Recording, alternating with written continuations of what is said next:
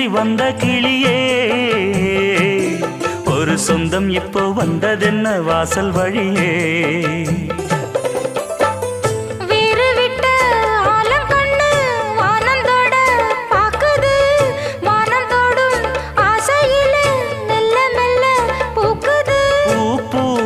பூக்க வச்ச